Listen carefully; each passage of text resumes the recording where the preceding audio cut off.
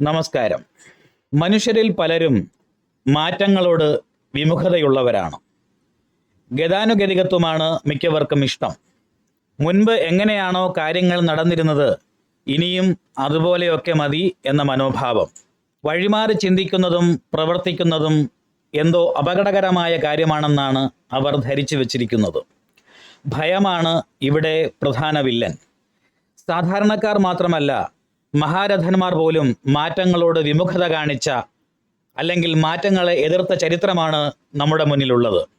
ചരിത്രത്തിൻ്റെ ഭാഗമായ ചില പ്രവചനങ്ങളും പിന്നീട് ആ മേഖലകളിൽ എന്താണ് സംഭവിച്ചത് എന്നുള്ളതും പരിശോധിക്കുന്നത് രസകരമാണ്. വിവേകവും ഉത്തരവാദിത്വവുമുള്ള വനിതകൾ വോട്ട് ചെയ്യാൻ ആഗ്രഹിക്കുന്നില്ല. അമേരിക്കൻ പ്രസിഡന്റായിരുന്ന ഗ്രോവർ ക്ലീവൻഡ് 1905 പറഞ്ഞതാണിത്. പാരീസിലെ പ്രദർശനം കഴിയുന്നതോടെ വൈദ്യുത ദീപത്തിൻ്റെ കഥയും കഴിയും. ഇത് പറഞ്ഞത് മറ്റാരുമല്ല, ഓക്സ്ഫോർഡ് യൂണിവേഴ്സിറ്റി പ്രൊഫസറായിരുന്ന ഇറാസ്മസ് വിൽസനാണ്.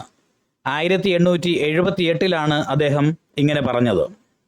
കണ്ടുപിടിക്കാൻ കഴിയുന്നതെല്ലാം കണ്ടുപിടിച്ചു കഴിഞ്ഞു. US പേറ്റന്റ് ഓഫീസ് കമ്മീഷണറായിരുന്ന ചാൾസ് എച്ച് ഡ്യൂവൽ 1899 ആണ് ഇത്തരമൊരു നിഗമനത്തിൽ എത്തിയത്. പുതിയ കണ്ടുപിടുത്തങ്ങൾക്ക് പാറ്റന്റ് റൈറ്റ് കൊടുക്കുന്ന സംവിധാനത്തിൻ്റെ തലവനായിരുന്നു അദ്ദേഹം എന്നോർക്കുക. ലോക വിപണിയിൽ മൊത്തം 5ഓളം കമ്പ്യൂട്ടറുകൾ വേണ്ടിവരും. ആഗോള രംഗത്ത് ഇൻഫർമേഷൻ ടെക്നോളജി മേഖലയിലെ വ്യവസായ ഭീമനായ IBM എന്നറിയപ്പെടുന്ന ഇൻ്റർനാഷണൽ ബിസിനസ് മെഷീൻസിൻ്റെ ചെയർമാനായിരുന്ന തോമസ് ജെ വാട്സൺ 1943 ഇങ്ങനെ ഒരു അഭിപ്രായം പറഞ്ഞതായി വായിച്ചിട്ടുണ്ട്.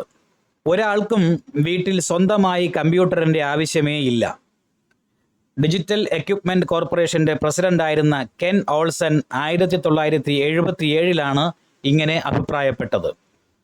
അവസാനമായി നമ്മുടെ നാട്ടിൽ നിന്നുള്ള ഒരു ഉദാഹരണം കൂടി ചൂണ്ടിക്കാണിക്കാം. സാങ്കേതിക വിദ്യാഭ്യാസമില്ലാത്ത കോടിക്കണക്കിന് ജനങ്ങളുള്ള ഭാരതം പോലെ ബൃഹത്തായ ഒരു രാഷ്ട്രത്തിൽ സാമ്പത്തിക രംഗത്ത് പണമിടപാടുകൾക്ക് ഡിജിറ്റൽ പേയ്മെൻറ്റ് സംവിധാനം നടപ്പാക്കുക എന്നത് അസാധ്യമാണ് എന്ന് പറഞ്ഞ നിരവധി സാമ്പത്തിക വിദഗ്ധരെ നമുക്കറിയാമല്ലോ. മേൽപ്പറഞ്ഞ അഭിപ്രായങ്ങളെല്ലാം അതത് രംഗത്ത് പ്രാമാണികരായി ഗണിക്കപ്പെട്ടിരുന്ന വിദഗ്ധരിൽ നിന്നായിരുന്നു എന്നത് മറക്കരുത്. ഇനി മേൽപ്പറഞ്ഞ വിഷയങ്ങളിലൊക്കെ യഥാർത്ഥത്തിൽ സംഭവിച്ചത് എന്താണെന്നും നമുക്കറിയാം.